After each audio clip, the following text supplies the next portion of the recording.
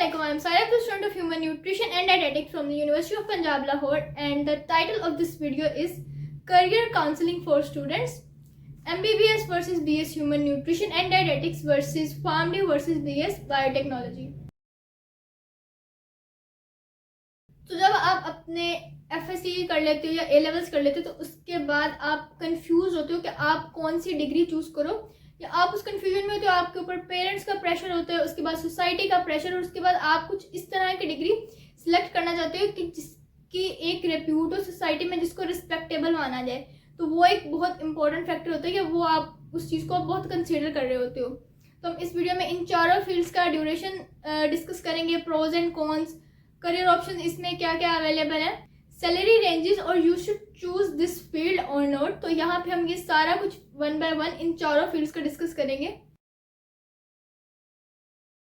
तो MBBS करने के लिए आप कब एलिजिबल होते हैं कि जब आपने FSC किया या उसके इक्विवेलेंट यानी कि A लेवल्स किया हो, उसके बाद आपका MD कैट में हाई नहीं, बहुत बहुत बहुत हाई स्कोर होना चाहिए अगर आप MBBS में जाना चाहते हो। तो वो एक बहुत कंपेटिटिव एग्जाम होता है। उसके बाद MBBS का ड्यूरेशन 5 ईयर्स के, उसके बाद 1 ईयर के हाउस जॉब अलग, और अगर आप उसके बाद फर्दर स्पेशलाइजेशन के लिए जाओ तो वो सब अलग होता है। तो अगर हम प्रोज एंड कॉन्स की बात करें तो प्रोज तो इसमें यह ना कि जो रिस्पेक्ट का एलिमेंट ज़्यादा हो, कि अगर कोई MBBS डॉक्टर हो या कोई भी फैमिली में कर रहा हो तो उसको एक अच्छी निगाह से देखा जाता है, ये कहा जाता है कि हाँ ये तो पढ़ने वाला ये MBBS कर रहा है।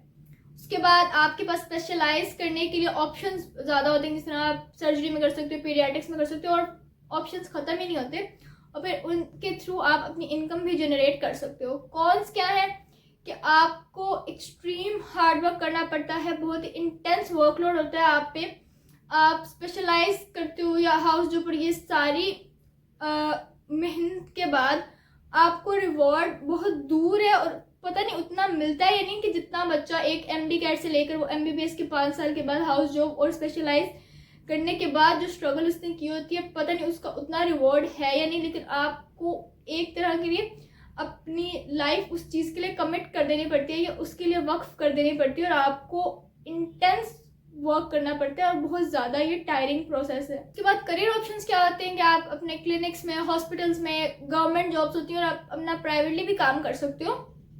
और उसके बाद अगर सैलरी की बात कीजिए तो सैलरी में एज सच अमाउंट के तौर पर डिस्कस नहीं करूँगी, बिकॉज सैलरी का टॉपिक बहुत ज़्यादा ऑफ हो जाता है, और प्लस खुद मैं अभी प्रैक्टिकल फील्ड में नहीं हूँ, I am yet a student. तो वो जब मैं खुद प्रैक्टिकल लाइफ में आऊँगी तो वो फिर सैलरी ये वो की बातें करते हुए मैं ज़्यादा अच्छी लगूंगी, तो अभी नहीं, मतलब वो इतना आइडिया सबको है कि कौन सी फील्ड में कितना तक आप अर्न कर सकते हो। तो सैलरी का हम टॉपिक ऐसे डिस्कस नहीं करेंगे। और बाकी आपको MBBS में इसलिए आना चाहिए, अगर वो आपका ड्रीम हो, आप उसके लिए पैशनेट हो, वो आपका पैशन हो, तभी आप उसको अच्छे से परस्यू कर सकोगे और बर्न आउट नहीं होगे कि जितना वो हेक्टिक एक होता है। एटलीस्ट आपके पास एक मोटिवेशन होगी। उसके बाद अगर BS human nutrition and dietetics की बात की जाए राइट नाउ, जिसकी मैं भी एक स्टूडेंट हूँ, तो ये फील्ड है डाइट, फूड साइंस और पब्लिक हेल्थ से रिलेटेड।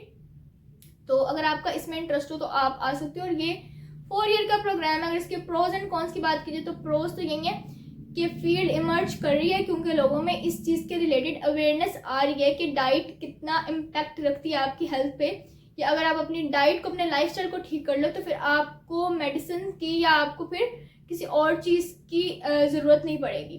और फिर इसी के लिए ये क्लिनिकल डाइटिशियन और इंडस्ट्रीज में जो लोग होते हैं या कॉर्पोरेट वेलनेस इंस्टीट्यूट में जो लोग होते हैं, तो वो इसी चीज़ को डील कर रहे होते हैं। बाकी इसके कॉन्स क्या हैं कि सीट्स बहुत ही ज़्यादा लिमिटेड है, क्योंकि आजकल तो MBBS वाले जॉबलेस है, तो न्यूट्रिशन की जॉब बहुत ज़्यादा लो होती हैं।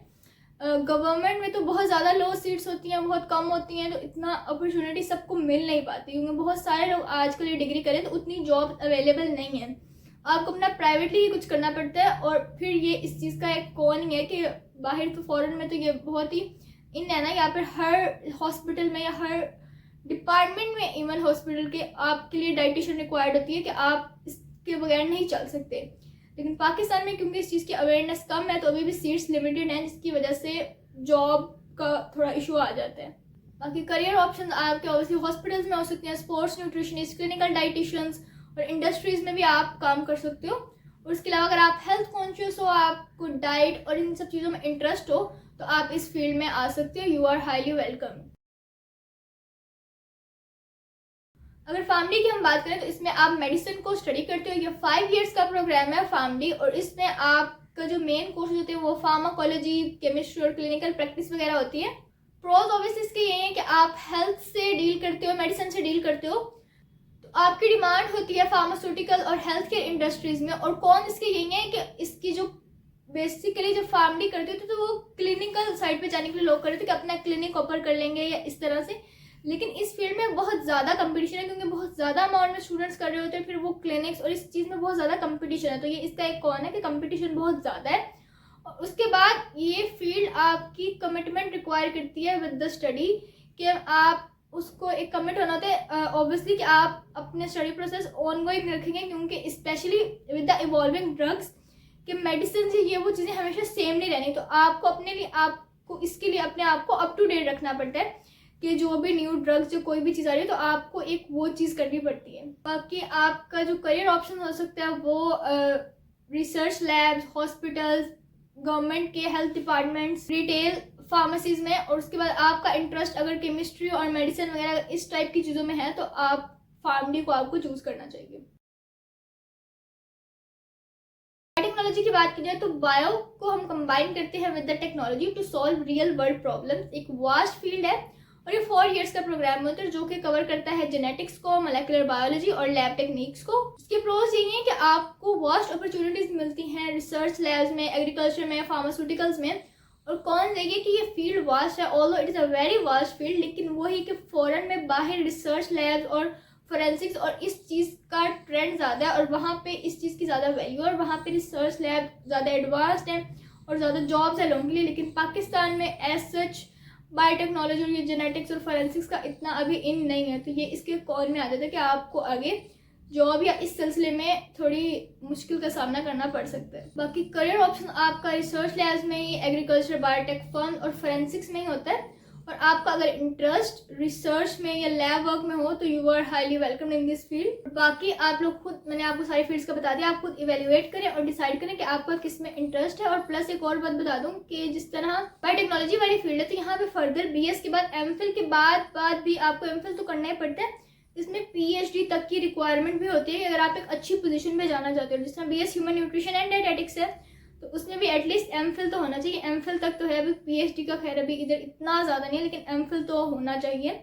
और बाकी आप कमेंट में बता सकते हो कि आपका इनमें से किस फील्ड में इंटरेस्ट है, या आप करना चाहते थे नहीं हुआ, या अगर हो भी गया तो आप राइट नाउ किस फील्ड में पढ़ रहे हो, तो I would love to know. बाकी we have a target of 1000 subscriber before 2025, तो must subscribe and make the target possible as fast as you can. तब तक के लिए अपना ख्याल रखें। Thank you so much. अल्लाह हाफिज़।